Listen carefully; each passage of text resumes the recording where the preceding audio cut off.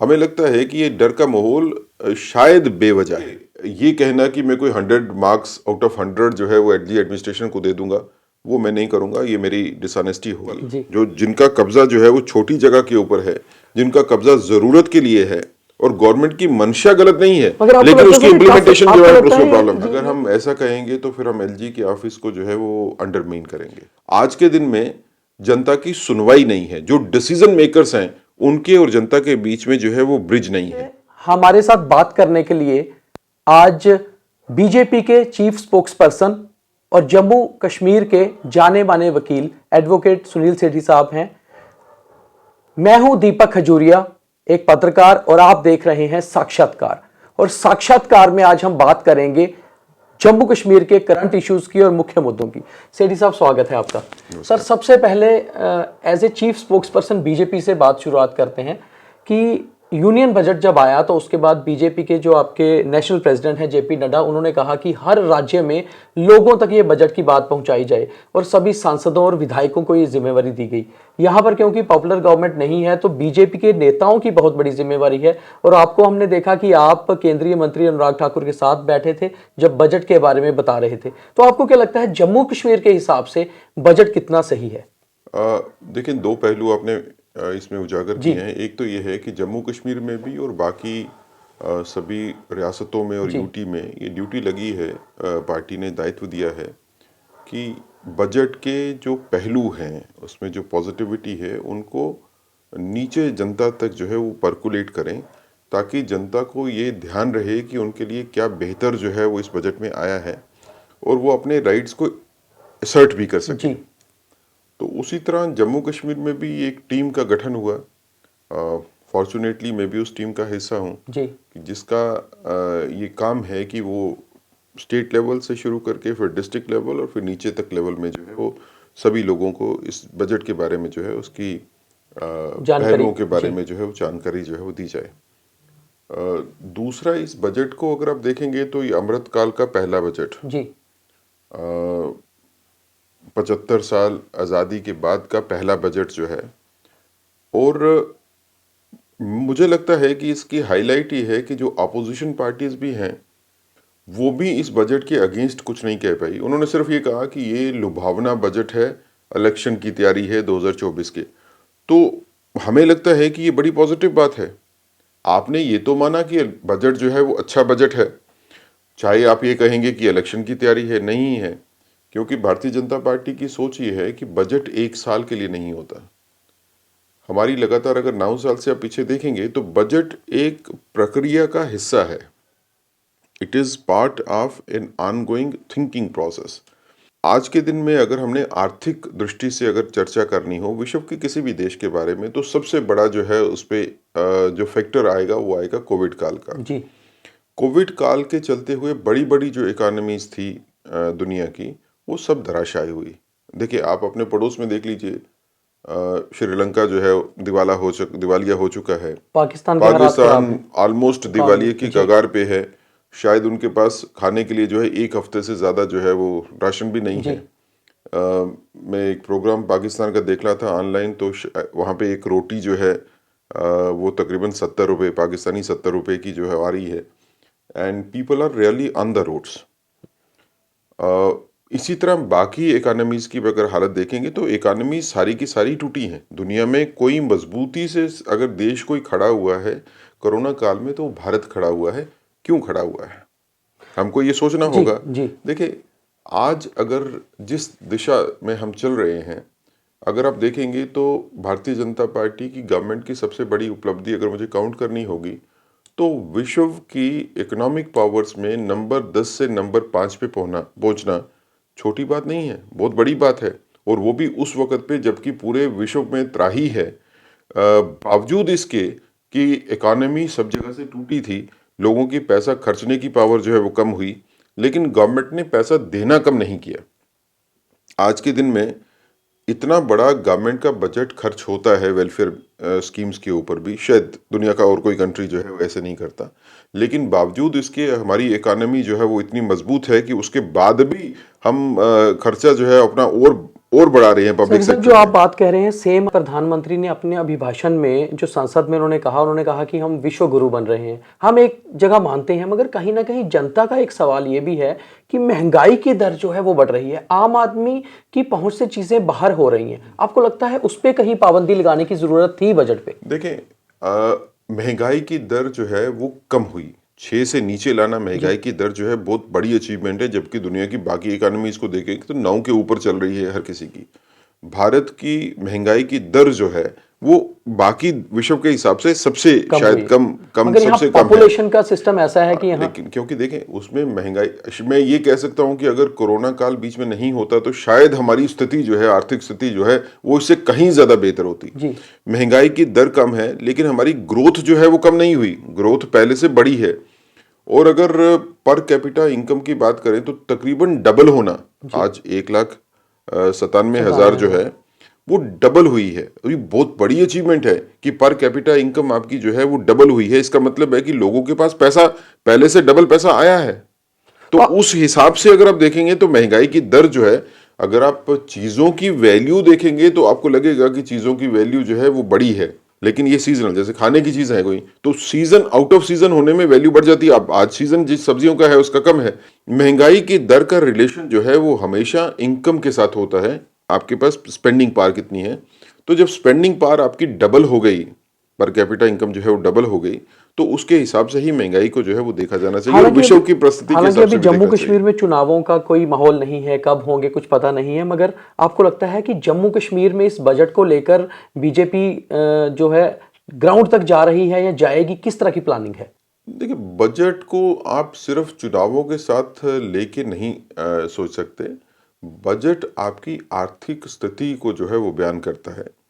हमारा purpose budget को लोगों के बीच में लेके जाना जो है वो मेनली ये है कि लोगों को समझाया जा सके कि ये आपकी गवर्नमेंट है, आपके लिए काम कर रही है और ये गवर्नमेंट की सोच है। और ये गवर्नमेंट की सोच जो है ये पॉजिटिविटी क्रिएट करने वाली है। जैसे प्रधानमंत्री जी ने कहा कि ये पॉजिटिविटी का बजट है, जी तो नेगेटिविटी वाली बात जो है इसमें ना हो, कोई नेगेटिव इसमें गलत धारणाएं लेके न बैठे। और लोगों को ये सजग होना चाहिए कि उनको क्या मिल रहा है। देखिए, काफी चीजें ऐसी होती हैं कि लोगों को राइट्स तो मिलते हैं लेकिन उनको पूरी तरह से पता नहीं है कि राइट्स क्या आए और लिहाजा उनका बेनिफिट नहीं ले सकते वो। तो हमको वो भी है कि बेनिफिट्स लोगों को जो अगर जा रहे हैं तो लोगों को इसका पता भी होना चाहिए ताकि वो अपने राइट्स को असर्ट भी कर सकें। चुनावी बात अगर आप करें तो भारतीय जनता पार्टी खाली चुनाव के लिए प्रचार करती है वैसी पार्टी नहीं है। ये बाकी पार्टियां जो है जब चुनाव आते हैं उससे 2-3 महीने पहले जो है वो सक्रिय हो जी जाते हैं। भारतीय जनता पार्टी, जैसे आपने देखा होगा, आप कवर करते हो पॉलिटिकल पार्टीज को भी, तो भारतीय जनता पार्टी पूरे का पूरा साल जो है उनका काम चलता है। हम काम करने से रुकते नहीं हैं। बजट कोई इलेक्शन के दिनों में कोई खास ज्यादा काम हो जाएगा वैसा नहीं है, जो हमारी रफ्तार है वो वैसी ही रहती सर, है। बजट से जम्मू कश्मीर की तरफ आते हैं। इस समय जम्मू कश्मीर का सबसे बड़ा मुद्दा जो है वो सरकारी जमीनों पर जो अतिक्रमण हटाने को लेकर है। जो एनक्रोचमेंट एंटी एनक्रोचमेंट ड्राइव शुरू की गई है सरकार द्वारा, सभी पार्टियां इसके खिलाफ खड़ी हो रही हैं, प्रदर्शन कर रही हैं। आप बीजेपी के चीफ स्पोक्सपर्सन होने के साथ साथ एक बहुत दिग्गज वकील भी जम्मू कश्मीर के हैं। हम ये समझना चाहेंगे कि क्या वाकई में ये एक सबसे बड़ी मुहिम है आज तक की आज़ाद भारत के बाद जम्मू कश्मीर की? देखिए, ऐसा नहीं है। ये कहना कि कोई मुहिम चल रही है एंटी इंक्रोचमेंट्स के लिए या लोगों के अगेंस्ट चल रही है, लोगों के इंटरेस्ट की, ऐसी बात नहीं है। रूल ऑफ लॉ तो होना ही चाहिए। अब कानून का अगर पालन नहीं होगा जी तो अनार्की होगी सोसाइटी में।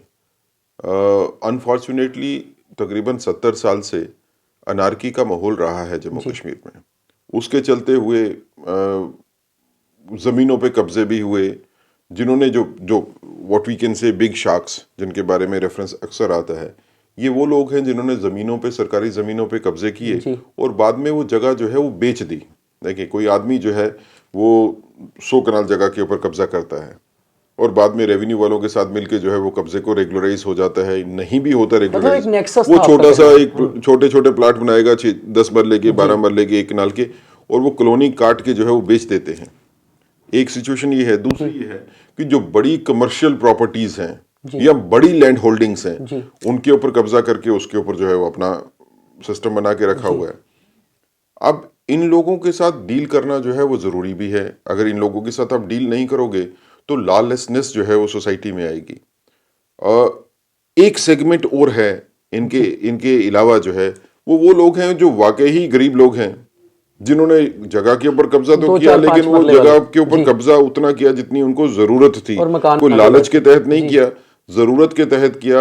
उसमें से किसी ने मकान बना लिया होगा, कोई हो सकता है छोटा मोटा जो है वो ढाबा छोटी जी दुकान लगा के जो है अपना गुजारा कर रहा है। उनके केस को और पहली कैटेगरी के केसेस को सेम ट्रीटमेंट नहीं होना चाहिए, जी। ना ही किया जा रहा है। एलजी साहब के रेफरेंस में स्टेटमेंट भी आई कि जो 5 से 15 मरले तक जिनकी उनको नहीं छेड़ा इंक्रोचमेंट है तो जाएगा, उनको नहीं, उनके खिलाफ उनके कार्रवाई खिलाफ नहीं कार्रवाई नहीं होगी। होगी। जी लेकिन प्रॉब्लम ये है कि जिनके खिलाफ कार्रवाई हो रही है और जिनके खिलाफ कार्रवाई शायद होनी भी चाहिए। जी देखिए, कमर्शियली अगर किसी ने किया है, कब्जा किया है, कमर्शियल एंगल के साथ किया है, तो उसको आप अगर छोड़ देंगे तो वो फिर पूरा का पूरा सिस्टम जो है वो खराब होगा। प्रॉब्लम ये हो रही है कि जब बड़े लोग जिन्होंने बड़े कब्जे किए हुए हैं जमीनों के ऊपर, जब उनके अगेंस्ट एक्शन होती है तो ये लोग वो हैं जो जो इन्फ्लुएंशियल जी। हैं। दे में बी पॉलिटिकली इन्फ्लुएंशियल। बिल्कुल। वो हो सकता है कि ब्यूरोक्रेट में कोई बड़ा ऑफिसर रहा हो या किसी सोशल ऑर्गेनाइजेशन वैसी में हो कि जी जिसके साथ लोग भी जुड़े हैं। अब जब इन बड़े लोगों के पास जाके कब्जा खाली करवाने की कोशिश की जाती है तो वो खुद नहीं बोलता आगे। प्रॉब्लम वो यह है वो पब्लिक को खुद आगे नहीं कर रहे बोलता, वो पब्लिक को आगे कर देता है। अब पब्लिक में उसके सपोर्टर्स भी होंगे, लेकिन वो एक पब्लिक में डर का माहौल बना रहा है कि आज मेरे से खाली हुआ है तो कल आपसे भी हैं। कल खाली आपसे होगा। भी होगा। जी तो जनता जो सामने सड़कों पे आती है या जनता जो अपना रोष व्यक्त कर रही है, जी उसको ये चीज समझनी चाहिए कि आपके ऊपर जो जिनका कब्जा जो है वो छोटी जगह के ऊपर है, जिनका कब्जा जरूरत के लिए है, उनके ऊपर एक्शन नहीं होगी। इस चीज के बारे में गवर्नमेंट ने वाज़ेह तौर पे कह दिया है। तो आप किसी के बहकावे में मत आइए। आप उन लोगों के बहकावे पे आते हो जिनको कानून की प्रोटेक्शन नहीं है। आप उन लोगों के बहकावे पे फिर आ रहे हो जिन्होंने 70 साल तक आपको बहकावे में ही रखा। देखिए, छोटी छोटी जो नाजायज कॉलोनीज हैं उसको क्रिएट किया गया ताकि अपने बड़े कब्जे जो हैं वो बड़े पर्दे कब्जे के किए पीछे गए। जो है छुपे रहे। तो ये बड़े कब्जे जो पर्दे के पीछे छुपे रहे, वो पर्दा अब उठाने का टाइम है। जनता में जो डर का माहौल है, इसमें कोई बिल्कुल गलत ठीक कह नहीं रहे हैं है। आप सर, जनता बिल्कुल में जो डर का डर का माहौल माहौल। है, हमें लगता है कि ये डर का माहौल शायद बेवजह है। लेकिन सब कुछ 100% ठीक है, मैं ऐसा भी नहीं कहूंगा। प्रशासन की तरफ से ये बयान जरूर आया जिसको कोट भी किया गया, लेकिन प्रशासनिक तौर के ऊपर ये देखने को मिला कि बावजूद इसके कि हाई अप में बैठे हुए लोगों को ये समझ है कि जो छोटे कब्जा जिनके पास जगह का है, छोटा दुकानदार है, छोटा घर वाला है, उसके ऊपर कार्रवाई नहीं करनी। नहीं होगी। लेकिन ये हायर अप की डायरेक्शंस जो है ये नीचे जो है ग्राउंड के ऊपर नहीं जा रही। तो अगर एलजी साहब ने या एलजी साहब के चीफ सेक्रेटरी ने या रेवेन्यू सेक्रेटरी ने ये कह भी दिया कि 15 मरले तक या 10 मरले तक या 5 मरले तक जो है हम किसी को नहीं छेड़ेंगे, जी लेकिन मौके के ऊपर ये देखा जा रहा है कि जो आपका लोअर स्टाफ है, जो तहसीलदार साहब होंगे, नायब तहसीलदार हैं, पटवारी हैं, वो फिर भी छोटे लोगों को जो है वो नोटिस भी दे रहा है, उनको डरा भी रहा है। वो करप्शन की वजह से भी होगा।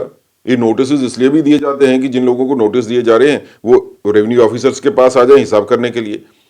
तो गवर्नमेंट की मंशा जो है वो साफ है और गवर्नमेंट की मंशा गलत नहीं है, मगर आपको लेकिन लगता उसकी है कि इम्प्लीमेंटेशन आपको जो है लगता उसमें प्रॉब्लम है है। ये इम्प्लीमेंटेशन बहुत टफ है, इस चीज को प्रॉपर क्लियर करना बहुत समय लगेगा। नहीं, देखें, ये कोई ओवरनाइट होने वाला काम नहीं नहीं है। है जी। अगर किसी को ये लगता है कि वो 10 दिन में, 15 दिन में, 20 दिन में या महीने 2 महीने में ये सारी की सारी इंक्रोचमेंट्स, जो बड़ी वाली इंक्रोचमेंट्स भी है, उसको खत्म कर देगा, वो नहीं होगा। वो नहीं हो पाएगा। वो नहीं बिल्कुल। होगा। दूसरी ये बात है कि बेसिक समझने की जरूरत गवर्नमेंट को भी है जी कि आप इंक्रोचमेंट को जो खाली करवाना चाहते हैं उसमें जो कानूनी प्रावधान है उनको फॉलो कीजिए। जी अगर आप कानूनी प्रावधान को फॉलो नहीं करेंगे तो कल जिस आदमी से आप इंक्रोचमेंट खाली करवाना चाहते हो उसका कोई अदरवाइज राइट होगा या नहीं होगा, लेकिन आपने गलत कार्रवाई कर दी, आपने जानबूझ के उसमें लूप होल रख दिए या आपके ऑफिसर्स ने फॉलो नहीं किया प्रोसीजर, तो उस नॉन फॉलोइंग ऑफ प्रोसीजर की वजह से कोर्ट जो है उसको स्टे दे देगी। तो जो एक अच्छी इंटेंशन के साथ जो है जो कार्रवाई की जा सकती है वो सिर्फ इसलिए खराब हो जाएगी क्योंकि आपने प्रोसीजर प्रॉपर फॉलो नहीं किया।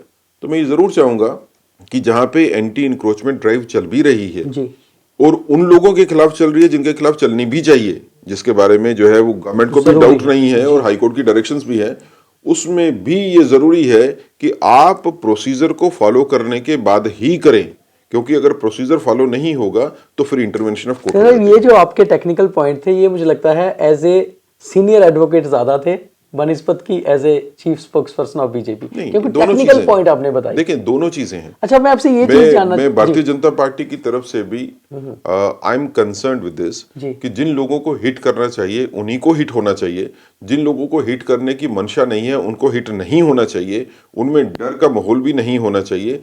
साथ में जिनको आप हिट भी करना चाहते हो उसमें प्रोसीजर फॉलो करो, ताकि वो हिट अगर करना भी चाहते हो, जेन्युइन भी है, लीगल भी है, तो उसमें कोई ऐसा फ्ला नहीं रहे जिसका बेनिफिट क्योंकि लिया जा आप सके। चीफ स्पोक्स पर्सन हैं पार्टी के, हालांकि बीजेपी में तो बहुत स्पोक्स पर्सन है, मगर क्योंकि आपकी कही हुई बात बहुत टेक्निकल रहती है और बहुत जो दिल्ली से चीज आती है डायरेक्ट आप वो बात रखते हैं।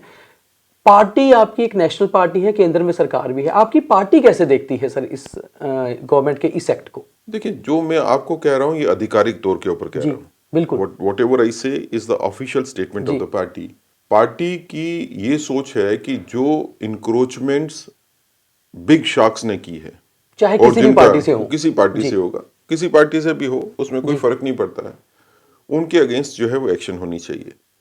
लेकिन जो रेजिडेंशियल एरियाज हैं up to a scale which is जी। परमिसिबल, जो गवर्नमेंट जिसके बारे में सोच सकती है, या कोई कमर्शियल भी है लेकिन छोटी लेवल के ऊपर है, या जिनके कोई अदरवाइज राइट जो हैं वो पर्कुलेट हो चुके हैं, जिनके राइट्स अदरवाइज किसी कानून के अंदर प्रोटेक्टेड हैं, बिल्कुल। उनको आप अलग कैटेगरी में रखिए। बाकी जिन्होंने जगहों के ऊपर कब्जा किया है, बड़ी बड़ी जगह कब्जा किया है, किसी ने 100 कनाल किया, 1000 कनाल किया है, 2000 कनाल किया है, उनसे खाली करवाइए, कोई प्रॉब्लम नहीं है। लेकिन मैंने पहले भी कहीं चर्चा की थी कि जो जगह पे कब्जा करने वाले हैं, ज्यादातर केसेस में जो जगह पे कब्जा करने वाले हैं, नजायज कब्जा करने वाले हैं, आज वो पोजीशन में नहीं है। उन्होंने आगे बेच नजायज चुके हैं। कब्जा करके वो बेच आगे चुके हैं। बेच दिया, उन्होंने बेचा जिन लोगों को, वो शायद गरीब आदमी की कैटेगरी में ही होंगे, क्योंकि उन्होंने छोटे छोटे प्लॉट बना के बेचे। आज अगर आप वो जगह को खाली करवाओगे तो किससे खाली करवाओगे?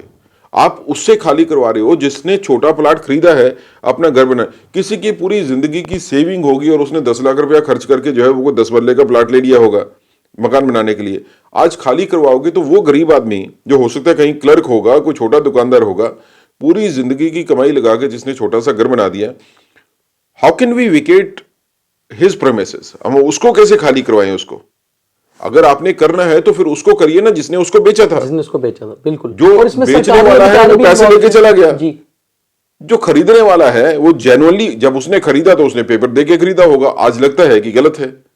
तो मुझे लगता है कि एक्शन जब होती है तो इस दायरे में भी होनी चाहिए मतलब आप कि कह रहे जिसने हैं कि सरकार इंक्रोचमेंट को की ये है उसको सोचना पकड़िए। चाहिए, सरकार को इस एंगल के हिसाब से करना चाहिए। 100% जिन्होंने सरकारी जगहों पे कब्जा किया है वो एक, लेकिन जिन्होंने सरकारी जगहों पे कब्जा करके उन जगहों को आगे बेचा है वो दूसरी कैटेगरी है, जिसको सबसे सर, पहले क्या टकराना आपकी चाहिए। पार्टी ने एलजी साहब से मिलकर कुछ ऐसा मेमोरेंडम उनको दिया कि इस तरह से इसको एडिट किया जाए या इसको ऐसा मुहिम को चलाया जाए, या आप देखिए, ऐसा करने वाले हैं कुछ? देखिए, एलजी साहब से जो है वो पार्टी की आधिकारिक तौर के ऊपर बात हुई है। जी। हमारे अध्यक्ष जी भी एलजी साहब से मिलते हैं, बाकी टीम है जिसका काम है एडमिनिस्ट्रेशन के साथ जो है वो राब्ता रखना, उन्होंने भी बात की है। लेकिन पार्टी की सोच यही है कि जिन्होंने कब्जा किया और जिन्होंने कब्जा करने के बाद जगहें आगे बेच दी, तो जिन्होंने खरीदी हैं उनका कसूर नहीं है। जिन्होंने जिन्होंने बेची है उन्हें बेची हैं उनको पकड़िए, उनसे जितना पैसा उन्होंने लिया है वो भी रिकवर कीजिए, उस पर पेनल्टी भी लगाइए, अगर उसके ऊपर क्रिमिनल केस बना के उसको अंदर भी करते हो जेल में, करिए, कोई प्रॉब्लम नहीं। सर, आपका बिल्कुल क्लियर बयान इस पे आया और पहली बार आपने बीजेपी की तरफ से किसी पॉलिटिशियन ने, किसी लीडर ने सही स्टेटमेंट प्रॉपरली रखी। मगर कश्मीर बेस्ड पार्टीज आप ही की पार्टी को टारगेट कर रही हैं कि सब बीजेपी करवा रही है और बुलडोजर यूपी से चलकर अब जम्मू कश्मीर पहुंच गए हैं, उसको कैसे देखते हैं, कैसे रिएक्ट करेंगे? देखिए, ऐसा है कि ये बयान देना कि बुलडोजर है या बाबा का बुलडोजर है वगैरह वगैरह, आप इस तरह की स्टेटमेंट देके एक जो अच्छा काम चल रहा है जम्मू कश्मीर में उसको रोक नहीं सकते। इस तरह की स्टेटमेंट जो है सियासी बयानबाजी है, लोगों को उकसाने के लिए, भड़काने के लिए जरूर हो सकती है, लेकिन इसकी कोई जवाजियत नहीं है, कोई जस्टिफिकेशन नहीं है। मुझे बताइए कि अगर कश्मीर में किसी ने 100 कनाल जगह के ऊपर कब्जा किया, वहां पे कोई होटल बन गया या कोई इंडस्ट्री लग गई या कुछ और हो जाता है, और आज आप चाहते हो कि उसके ऊपर भी कार्रवाई नहीं करे और उसके लिए स्लोगन लगते हैं कि बुलडोजर को बंद कीजिए, या बाबा का बुलडोजर है, उससे क्या होगा? जब तक बुलडोजर को रुकना चाहिए उन लोगों के बारे में जिनके बारे में हम लोग भी सजग हैं कि आम आदमी जो है उसके ऊपर बुलडोजर नहीं चलना चाहिए, तो नहीं चलना चाहिए। हम तो आपको खुद ही लगता कह रहे है हैं। ऑपोजिशन इसको पॉलिटिकल इशू बना रहा है? ऑपोजिशन में पॉलिटिकल इश्यूज वो लोग बना रहे हैं जिनकी अपनी अपनी इंक्रोचमेंट्स हैं, जमीनें हैं। अपनी इंक्रोचमेंट्स जी। हैं। वो अपनी इंक्रोचमेंट्स को बचाने के लिए लोगों को आगे करने की कोशिश कर रहे हैं। मुझे इस चीज को देख के खुशी भी हुई। ये बदला हुआ कश्मीर है, बदलता नहीं, बदला हुआ कश्मीर है। कल एक वीडियो वायरल हुआ जी। शोपियां से, तो वहां पे लोगों ने निकाला जुलूस, जुलूस निकाला उन्होंने कि इंक्रोचमेंट जो है उसको बंद होना चाहिए वगैरह। लेकिन उन लोगों के हाथ में तिरंगा था और उन लोगों ने जुलूस में, काफी लोग थे, वो नारे लगा रहे थे कि हम भारतीय हैं, हमको भारतीय होने पे गर्व है। लेकिन ये जो इंक्रोचमेंट ड्राइव्स हो रही हैं, इसका जो है जद जो है वो रखी जाए, लेकिन गरीब आदमी जो गरीब है आदमी उसमें को से बाहर होना बख्शा चाहिए। जाए। तो जी। जस्टिफाइड बात है, क्या गलत है इसमें? हम भी मतलब यही कहते हैं। अपने राइट के लिए प्रोटेस्ट कर रहे हैं, मगर भारतीय होते हुए, ये बड़ी बात आज है। आज के दिन में ये बदलाव आया है। जी। कल का कश्मीर वो ये था कि अगर इस तरह की कोई कार्रवाई होती तो लोग सड़कों के ऊपर आके पत्थरबाजी करते, भारत के खिलाफ नारे लगाते। अब वो कश्मीर नहीं है, ये बदलाव है। जो बदलाव मुझे लगता है कि शायद जम्मू कश्मीर की हिस्ट्री में सबसे बड़ा बदलाव जो है वो महबूबा जी दिल्ली में प्रदर्शन किया और वहां गिरफ्तारी भी दी है, वो इसको नेशनल लेवल पर लेकर जाना चाहती हैं इशू मुझे को। नहीं लगता कि ये सियासी ड्रामे के अलावा कुछ भी है, और मुझे नहीं लगता है कि कोई इसको लेने वाला भी है। Even in Kashmir, I told you, Kashmir is changed now. जी।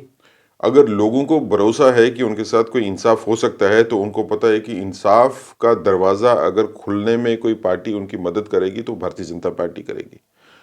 उनको पता है कि इस तरह के भड़काऊ बयानों की वजह से ही कश्मीर की तबाही हुई है। अच्छा सेठी साहब, एक और इम्पोर्टेंट सवाल है इसमें कि जिस तरह से ये सारा कुछ ड्राइव शुरू हुई है, कहीं ना कहीं जो एक स्टेटमेंट आ रहे थे, एक माहौल बन रहा था कि शायद 7 स्टेट्स में चुनाव विधानसभा के होने हैं 2023 में, और जम्मू कश्मीर का भी नाम बीच में आ जाए।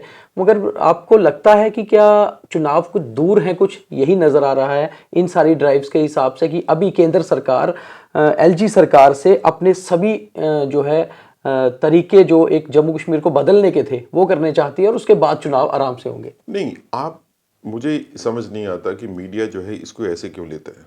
मीडिया को क्या ये लगता है कि जम्मू कश्मीर में आम आदमी वो इंक्रोचमेंट्स को सपोर्ट करता है? नहीं सर, देखिए, आप मुझे जी। मुझे समझाइए। जी।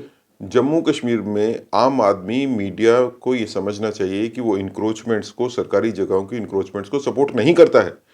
Majority, vast majority, may be 95% और 99% of the population of Jammu and Kashmir wants कि इंक्रोचमेंट्स जो है वो खत्म होनी खत्म चाहिए। हो, डेमोलिशन तो हो अगर ऐसे। इंक्रोचमेंट्स को खत्म करने की बात हो रही है और इंक्रोचमेंट्स के अगेंस्ट ड्राइव होती है, तो उसका तो पॉलिटिकल बेनिफिट होना चाहिए। पॉलिटिकल नुकसान क्यों आपको होगा? लगता है मुझे होगा क्या, इसका बेनिफिट? 100% होगा। जी। हमको क्यों डरने की जरूरत है? देखिए, मेरा कंसर्न ये है कि जम्मू कश्मीर में आम आदमी जो है उसको तकलीफ नहीं हो।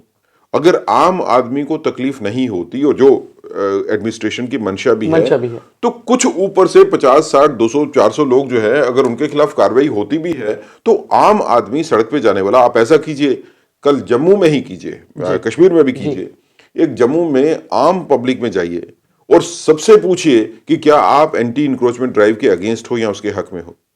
You will be started to find that vast majority of the people will say कि हम एंटी इंक्रोचमेंट ड्राइव के जो है वो फेवर में है। तो इलेक्शन से डरने की क्या बात है? इलेक्शन जम्मू कश्मीर में एक अलग सिचुएशन है। जी। जम्मू कश्मीर का इलेक्शन शायद बाकी स्टेट्स वाला इलेक्शन जो है उस तरह का नहीं होता है अभी तक। हालात आगे आने वाले जो है वो बदलेंगे ही, और बदल चुके हैं काफी हद तक। तो उसके इलेक्शन करवाने के लिए सिक्योरिटी इनपुट्स होते हैं।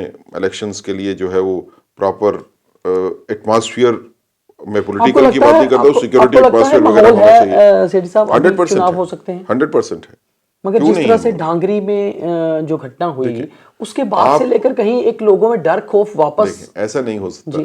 दीपक जी। ऐसा है कि जब भी इलेक्शन जम्मू कश्मीर में अनाउंस होंगे, तो ये कोशिश पाकिस्तान की होगी कि इलेक्शन जम्मू कश्मीर में ना हो, डेफर करवाए जाएं।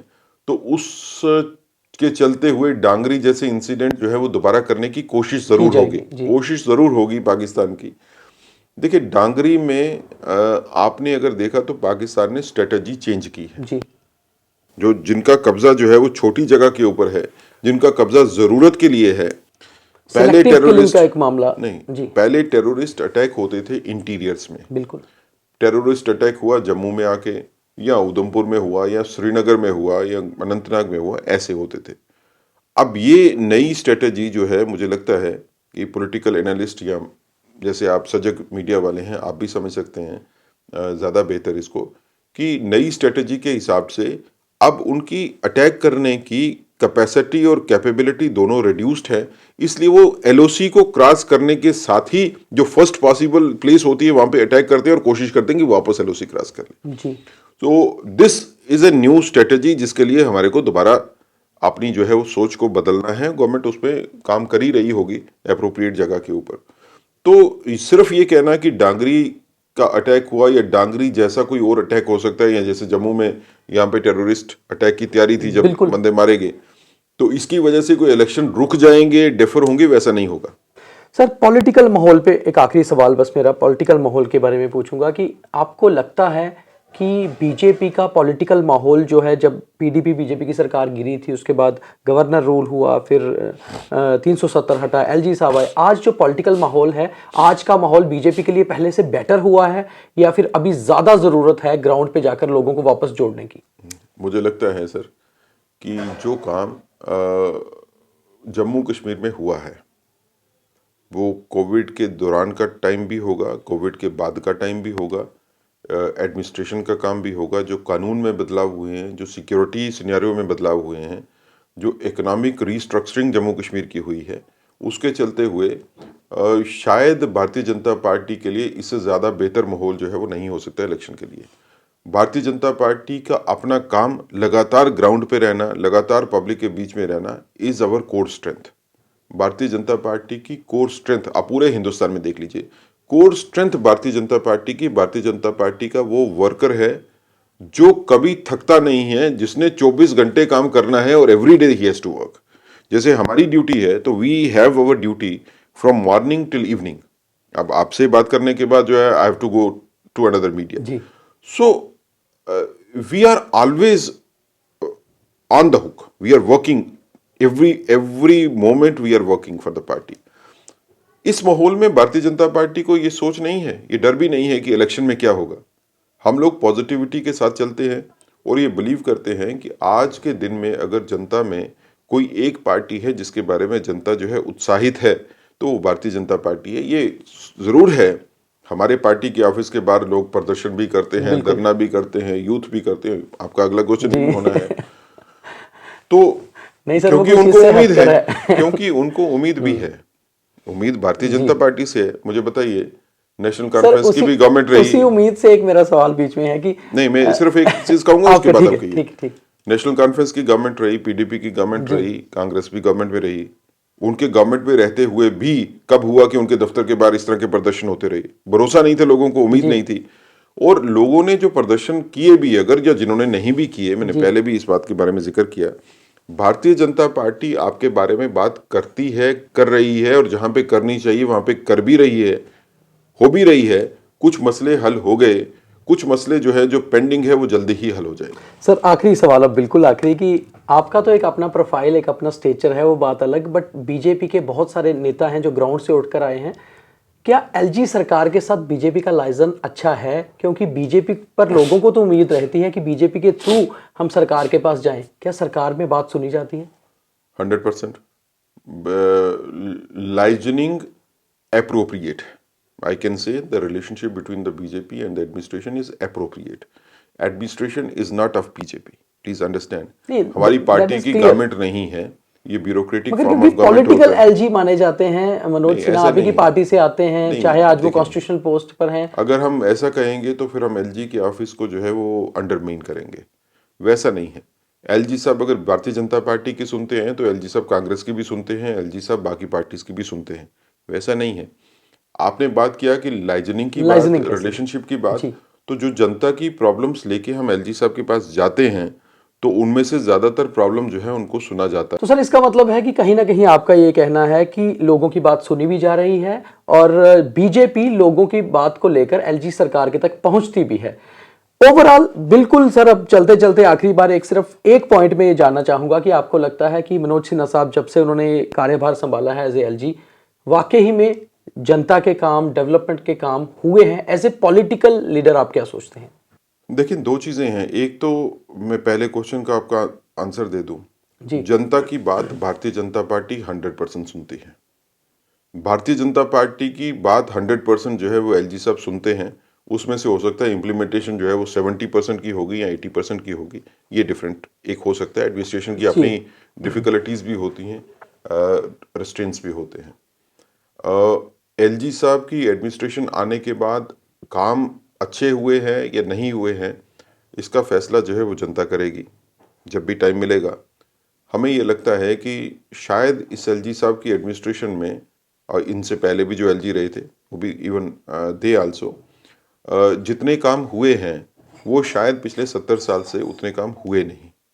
और अगर इन्वेस्टमेंट्स इतनी ज़्यादा जो है वो जम्मू कश्मीर में आई तो कोई रीज़न नहीं था कि पहले भी नहीं पहले क्यों नहीं आई? क्योंकि आपने कानूनी प्रावधान वैसे रखे थे, वो एक पहलू है, लेकिन इंटेंशन भी नहीं थी, मंशा भी नहीं थी। जब आप लोगों को लाना चाहते हो बाहर से तो ला भी सकते थे, लेकिन आपकी पॉलिटिकल विल ही नहीं थी। यहाँ पे वही लोग आएंगे जिनको, जो आपकी सोच को आगे बढ़ाएं। अब वो सोच में जो है वो ऑनेस्टी डिसऑनेस्टी जो है वो दोनों चीज़ें होती हैं। तो मुझे लगता है कि माहौल तो बदला है जम्मू कश्मीर का। देखिए, ये कहना कि मैं कोई 100 मार्क्स आउट ऑफ 100 जो है वो एलजी एडमिनिस्ट्रेशन को दे दूंगा, वो मैं नहीं करूंगा, ये मेरी डिसऑनेस्टी होगी। लेकिन अगर बाकी पॉलिटिकल गवर्नमेंट में अगर गवर्नमेंट्स पास होती हैं सेकंड डिवीजन में या थर्ड डिवीजन में, तो एलजी साहब की एडमिनिस्ट्रेशन जो है वो कम से कम जो है वो डिस्टिंक्शन से पास तो हो रही है। 100 मार्क्स नहीं होंगे तो 75 प्लस तो होगा जी। तो लेकिन मैं फिर आपको कहता हूँ, एलजी एडमिनिस्ट्रेशन होगी, ब्यूरोक्रेटिक फॉर्म ऑफ गवर्नमेंट होगी, वो जवाब नहीं है। That cannot be A replacement of the popular government. Popular government की जरूरत है जम्मू कश्मीर में। प्रॉब्लम ये है कि सुनवाई होनी चाहिए। देखिए, गवर्नमेंट की वर्किंग जो है वो कैसी है, वो एक क्वेश्चन उस पर लगाया जा सकता है, लेकिन जनता की सुनवाई जरूर होनी चाहिए। पॉपुलर गवर्नमेंट में ये होता है कि अगर जनता को कोई प्रॉब्लम है, उनको कोई दिक्कत है, तो वो अपने लीडर्स के पास, जो उनके चुने हुए हैं, उनके पास जाते हैं और उनसे अपनी बात करते हैं, और वो लीडर जाके गवर्नमेंट में बात करता है, क्योंकि गवर्नमेंट पॉलिटिकल है। आज के दिन में जनता की सुनवाई नहीं है। जो डिसीजन मेकर्स हैं उनके और जनता के बीच में जो है वो ब्रिज नहीं है। एक मीटिंग पॉइंट जो जनता और गवर्नमेंट के बीच में होना चाहिए, वो मिसिंग है, और वो सिर्फ पॉपुलर गवर्नमेंट में ही हो सकता है। भारतीय जनता पार्टी को ये लगता है कि जम्मू कश्मीर में इलेक्शन जितने जल्द से जल्द हों वो ज्यादा बेहतर है, और आने वाली गवर्नमेंट जो बनेगी जम्मू कश्मीर में, वो गवर्नमेंट उस हिसाब से नहीं चलेगी जैसे पिछली गवर्नमेंट चलती रही है। ये हमारी सोच है कि अब कानून बदला है, माहौल बदला है, और जनता भी बदली है, तो अब इस बदले हुए माहौल में गवर्नमेंट भी बदली हुई हो। बहुत बहुत धन्यवाद सर हमारे साथ जुड़ने के लिए। हमेशा से ये होता है कि किसी पॉलिटिशियन का इंटरव्यू जितना आसान होता है, एक दिग्गज वकील का उतना ही मुश्किल। मगर सेठी साहब के बीच दोनों शख्सियतें हैं और इनके साथ इंटरव्यू करके तकरीबन बैलेंस रहा। बहुत कोशिश चाहे हमने की कि सवालों को इनकी तरफ फेंका जाए, मगर उतने ही स्मार्टली इन्होंने हर सवाल का उत्तर दिया, और कुल मिलाकर ये एक बहुत बेहतर इंटरव्यू और अच्छा साक्षात्कार आपको देखने को मिलेगा। और बड़ी बात यही है कि जम्मू कश्मीर में माहौल बदला है, सरकार बदली है, और लोगों की सोच समझ में भी बदलाव आया है, और आने वाले समय में ये बदलाव देखने को मिलेगा। बहुत बहुत धन्यवाद।